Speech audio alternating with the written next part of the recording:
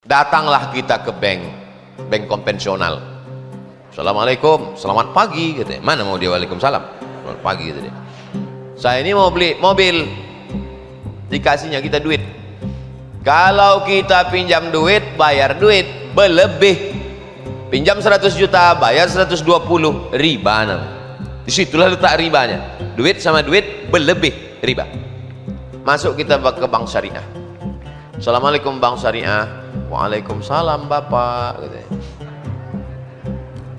Aku mau beli mobil, mau pinjam duit 100 juta. Enggak bisa. Uang dengan uang riba.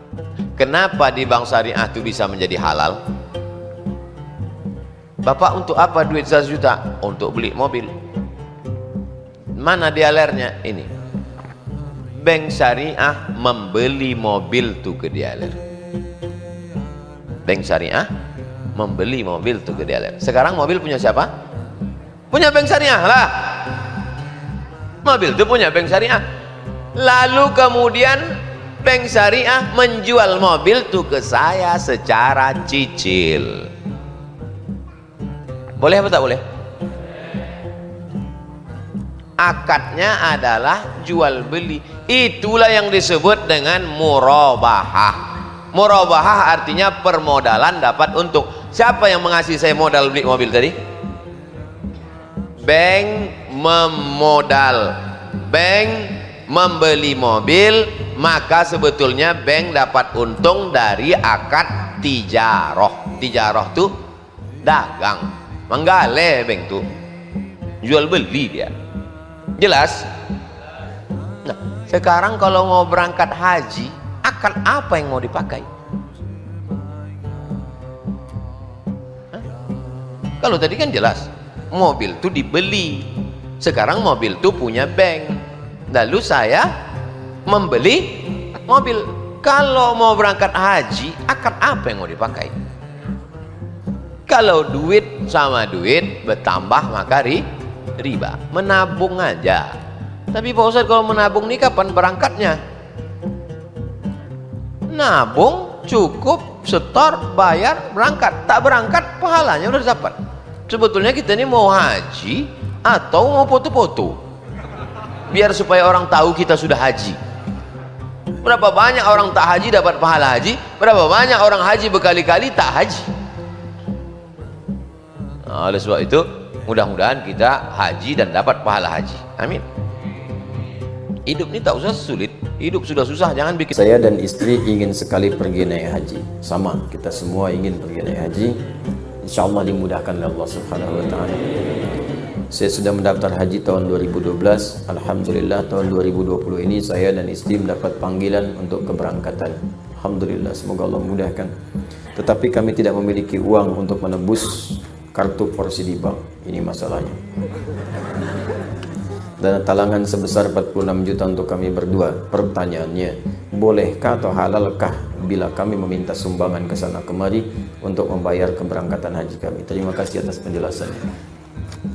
Quran surah ketiga Al-Imran ayat 96 sampai 97. Inna awwala baitin wudi'a lin-nasi alladhi bi Bakkah mubarakah wa hudan lil 'alamin fihi ayatun bayyinatun maqamu Ibrahim faman dakhalahu kana amina walillahi 'alan nasi hajjul baiti man istata'a ilaihi sabila. Allah sudah menyampaikan walillahi 'alan nasi hajjul baiti. Semua manusia itu punya satu hal yang diwajibkan oleh Allah untuk bisa menunaikan ibadah haji. Siapa mereka? Man istata'a ilaihi sabila. Siapa yang sudah berusaha menyiapkan kemampuan supaya bisa berangkat. Istita'ah asalnya bukan mampu. Ingat. Mampu qadirun. Istita'ah dari kata ta'at asalnya. Ditambah ista di depannya. Ta'at bagian kedekatan dengan Allah. Amal saleh. Istata'a berusaha untuk taat, asalnya begitu. Ada usaha. Jadi istita'a itu usaha untuk mampu demi menaati Allah. Terjemahan yang tepatnya begitu. Usaha untuk mampu demi menaati Allah. Jadi sebetulnya setiap kita itu diminta oleh Allah berusaha supaya mampu haji. Jangan mengukur, saya nggak punya nih, saya nggak ada nih, bukan. Usaha sampai kita punya kemampuan berangkat. Itu maksudnya. Dan usaha itu, saya beri mukadimah dulu ya. Usaha itu ada dua. Saya ulang ya, usaha itu ada dua. Usaha dengan mengumpulkan harta. Saya sarankan sih kalau mau nabung, nabung pakai emas. Itu lebih mudah. Ini saya sarankan. Karena ayat-ayat di Quran ketika bicara harta itu kebanyakan bicara tentang emas dan perak. Ya, misal Quran surah ketiga, ayat ke-14. Paling kanan agak ke bawah. Zuyyina lin-nasi hubbus syahawati minan nisa'i wal banin wal qanatiril muqantarati minan dzahab wal fiddah. Ya, qanatir muqantarah itu ada harta yang punya nilai intrinsik berharga. Yang kalau dikumpulkan punya nilai. Jadi ada harta yang punya nilai intrinsik, ada yang ekstrinsik. Intrinsik itu di dalamnya memang ada nilainya. Baik, itu bagian pertama. Yang belum jelas adalah kembali ke sini tadi. Nah, sekarang bagaimana keadaannya? Yang kedua, ada kesalahan yang fatal juga yang kedua. Apa kesalahannya? Dana talangan. Jelas kok kaidah Qurannya, kalau mampu berangkat, belum mampu nunggu, nabung dulu. Gitu, ini ditalangin, sehingga ketika ditalangin terlihat semua mampu, padahal belum tentu ada kemampuan. Ketika ditalangi, antrian muncul karena semua orang pengen daftar karena merasa ditalangi. Akhirnya apa yang terjadi? Yang tadinya setahun, cuma 2 tahun, orang dulu cuma bulan-bulan Pak nunggu, setahun nanti bahkan ada yang insya Allah bulan depan haji, berangkat bulan depan. Sekarang nggak bisa 10 tahun lagi. Masya Allah, ya barengan sama cucu berangkat. Ada yang baru lahir udah daftar haji, baru lahir. Ada yang di kandungan udah daftarin haji, kandungan. Anda bisa bayangkan, kenapa? Karena tadi ditalangin. Saya sih sering menyarankan, dan para ulama-ulama lain juga mengatakan, berhenti dulu deh dana talangan itu, berhenti dulu. Ya, supaya bisa menyelesaikan kuota yang sekarang dulu. Kalau itu diselesaikan, yang lain ngantrinya gampang, Pak. Ya, sambil antum nabung dari sekarang. Coba antum daftar sekarang. Belum dilunasin, utang masih ada. Kan statusnya kan utang tuh. Nyicil sampai 24 tahun. Antum kalau beli emas 24 tahun, 10 tahun berangkat tuh enak plus. Dapetin tadi. Nah, jadi ini persoalan yang harus diselesaikan. Pelan-pelan dan itu jadi usulan. Boleh diusulkan nanti usulkan kepada Kemenak misalnya. Kemenak menyampaikan, dibahas di atas, jadi keputusan, jadi kebijakan, boleh kan kita bisa mengusulkan. Ya, yang tidak boleh itu ribut-ribut, yang tidak boleh makar itu nggak boleh. Yang tidak boleh misalnya bertentangan itu nggak boleh. Yang kita usulkan boleh nggak usulan karena pertimbangan begini itu sah hukumnya. Nah, sekarang terjadi seperti ini, bagaimana caranya? Ya sudah ada keberangkatan di depan mata, apa yang ada. Sekarang lihat dulu apa yang paling halal Anda punya yang Allah titipkan kepada Anda. Itu dulu manfaatkan. Manfaatkan itu dulu. Ya, lihat aspek kebutuhannya. Oh, Masya Allah pakaiannya terlampau banyak. Terlampau banyak pakaian saya. Insya Allah, bismillah. Yang ini saya sedekahkan. Oh, ini bisa dijual. Untuk nutupin dulu. Ya, sebelum berhutang. Sebelum minta sumbangan. Lebih baik Anda meminta kepada Allah dibandingkan minta kepada manusia. Bagaimana cara minta kepada Allah? Gunakan amal soleh. Datang Anda, khidmat ke masjid, khidmat ke orang saleh, khidmat misalnya ke orang yang ingin tanya. Kalau antum rajin sekali, ya ini ikhtiar saya untuk bisa berhaji. Ikhtiar saya berhaji. Ini rumus ada di Quran surah kelima ayat 35. Paling kanan sebelah bawah. Ya ayyuhalladzina amanu taqullaha wabtaghu ilaihil wasilah. Hai orang-orang beriman, tingkatkan takwamu kepada Allah. Dengan takwa itu cari wasilah untuk mewujudkan harapan dan doa-doamu. Jadi Allah meminta tingkatkan lewat takwa. Meminta sumbangan tidak dilarang. Cuman itu barangkali kurang mendekati nilai takwa. Kalau bisa berikhtiar dengan takwa. Bekerja dulu, khidmat ke masjid, datangi seperti yang tadi saya sampaikan. Ketika ditanya, akhi, rajin sekali antum di sini. Bukan rajin, saya sedang berikhtiar. Mudah-mudahan Allah ridho dan memanggil saya ke tanah suci. Memang belum dipanggil. Sudah dari 2012, tinggal sekian lagi. Mungkin Allah lembutkan hati orang itu. Kalau dia nggak sendiri ngasih dengan izin Allah, dia berikan relasi kepada yang lain. Rumus ini pernah saya sampaikan kepada teman-teman yang ngaji dengan saya dan pernah saya ceritakan. Jadi saya ajarkan, antum belum ada nabung, sudah nabung Ustaz. Baik, dah ini ayatnya, baca oleh antum. Saya kasih ayat-ayat haji dari Al-Baqarah 196 sampai dengan 202, ya 204, ya 203 maaf, 196 sampai 203. Dia bacain terus. Satu kali pulang pengajian, dia pulang ke musolanya. Ini kisah nyata. Dia yang dibaca tuh ngimamin di situ, ngimamin baca ayat itu aja. Ayat itu. Nah, satu kali teman-teman sekalian, hilang dia pengajian tuh. Musim haji hilang. Di situ balik lagi. Datang pengajian, saya tanya, antum kemana aja kemarin? Afwan Ustaz, anak izin haji dulu katanya. Haji? Gimana kisahnya tuh? Ini ternyata waktu kita latihan manasik Ustaz, kita kan suka bikin manasik setiap tahun, terbuka. Bagi yang haji, bagi yang belum haji, supaya jadi pelajaran. Ya, kita adakan di Bekasi dengan miniatur Ka'bah, miniatur macam-macam. Jadi dia ternyata begitu orang banyak mendengarkan, menyimak, ada yang moto, ada yang video, dia menangis terpaku di depan miniatur Ka'bah. Apa yang dia katakan? Ya Allah, saya merasa bahwa saya memang belum mampu, tapi saya ini merasa seakan di dekat Ka'bah. Ya Allah, berikan kesempatan untuk berangkat sebelum saya wafat. Nangis dia minta. Sedangkan orang yang berdoa saat taklim yang benar itu kan diaminkan malaikat. Apa yang terjadi setelah itu? Dia balik, dia ikhtiar. Setiap dia ke musola dia bacakan ayat haji, bacakan, sampai tiba-tiba datang orang mendengar penasaran. Pak, Bapak imam di sini ya? Iya. Di musola ini? Iya. Kenapa Bapak sering bacakan ayat tadi? Iya, saya sedang ikhtiar memohon kepada Allah mudah-mudahan bisa haji. Bapak belum haji? Iya, ya sudah Pak, berangkat tahun ini ya. Oyanaplis. Ternyata dia juga seorang yang punya kewenangan untuk memberikan bantuan-bantuan ataupun kuota-kuota untuk itu Oyanaplis. Ya, dikasih Oyanaplis berangkat ya. Masya Allah. Jadi Allah tuh mudah melembutkan hati orang-orang beriman untuk memberikan cara dari sisi yang tidak diduga. Jadi ini masih ada waktu ikhtiar dengan cara yang tadi. Kalau tidak memungkinkan Anda bisa meminjam misalnya lebih baik, dengan punya kemampuan untuk bisa mengembalikan, ya berusaha berikhtiar, minta kepada kawan misalnya bantuan, mungkin saya bisa cicil, mungkin demikian, dengan sisa yang bisa Anda dapatkan. Kalau semua tidak mungkin dilakukan, boleh jadi Allah menyimpan hikmah di situ untuk hal yang lebih baik yang bisa Anda dapatkan di kemudian hari.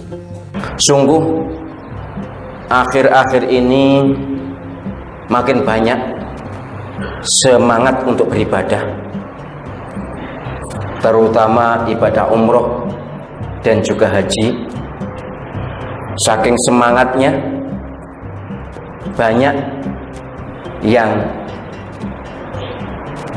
direwangi utang,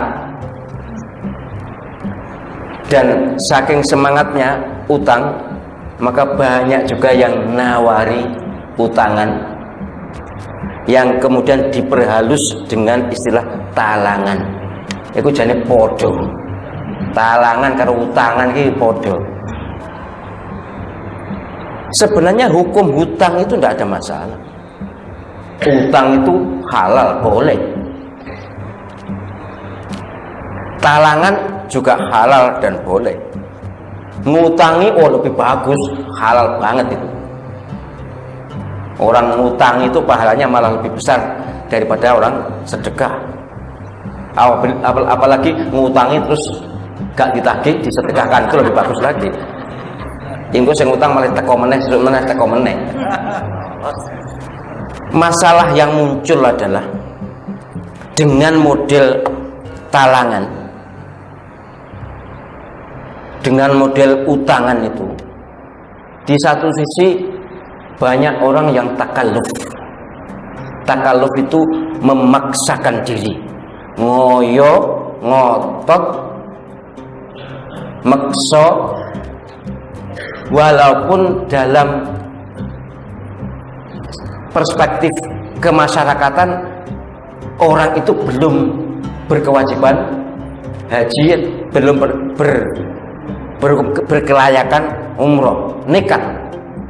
Dalam bahasa sepak bola, bondo nekat alias bonek. Jadi sing bonek ya gak nonton batok, enek umroh bonek, enek haji bonek. Tidak apa-apa, nek tekad itu bagus kok. Jadi tapi masalahnya takalufnya itu, memaksakan diri itu. Padahal Allah SWT menyatakan la yukallifullahu nafsan illa usaha. Allah SWT tidak memaksakan diri, tidak membebani hambanya dengan apa yang di luar batas kemampuan pantas hamba. Itu masalah pertama, takalluf. Yang kedua, tentu ada efek yang lebih berat dari itu, yaitu menyebabkan antrian makin panjang.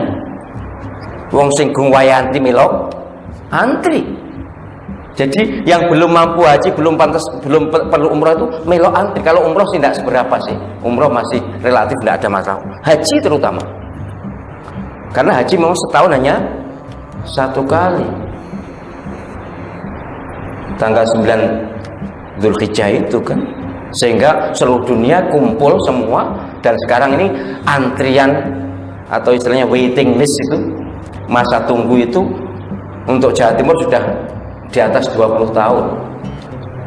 Untuk daerah Sulawesi Selatan kabarnya sudah 30 tahun. walaupun nanti dengan jadinya Masjidil Haram tahun 2019 atau tahun 2020, tetap saja makaf tempat tawaf, mas'ah, tempat sa'i, apalagi Arafah tidak tambah. Jadi saya yakin juga akan tetap ada jatah, penjatahan. Sehingga ini yang sekarang dikomplain banyak pihak. Orang yang semestinya pantas mampu menunaikan ibadah haji harus antri di belakang orang yang sebenarnya tidak atau belum waktunya haji karena yang bonek tadi. Kenapa berani bonek? Enak sing ngutangi.